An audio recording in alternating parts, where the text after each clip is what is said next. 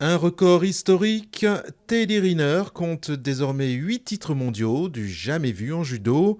Le colosse a remporté son combat contre le japonais Ryu Shishinoe à Astana au Kazakhstan. Il remporte aussi au passage le championnat du monde pour la 7e fois de suite en 100 kilos. Mise en examen la nuit dernière des journalistes soupçonnés d'avoir voulu faire chanter le roi du Maroc.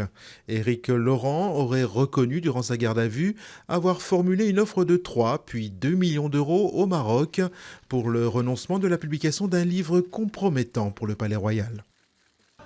Les appels de la communauté internationale n'y ont rien fait. Les 3 journalistes de la chaîne qatari Al Jazeera ont été condamnés à 3 ans de prison ferme par un tribunal égyptien. L'Australien Peter Grest, le Canadien Mohamed Fahmy et l'Égyptien Baher Mohamed étaient accusés d'avoir diffusé de fausses informations pour soutenir les frères musulmans. Les 4 suspects arrêtés dans l'affaire de la mort de 71 migrants découverts dans un camion sur une autoroute autrichienne seront maintenus en détention jusqu'au 29 septembre.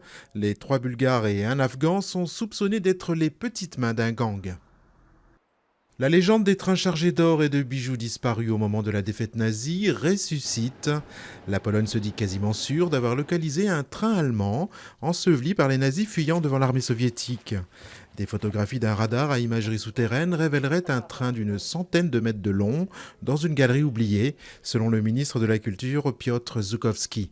Selon la loi polonaise, les découvreurs, un Allemand et un Polonais, peuvent légitimement réclamer 10% de la valeur de leurs trouvailles.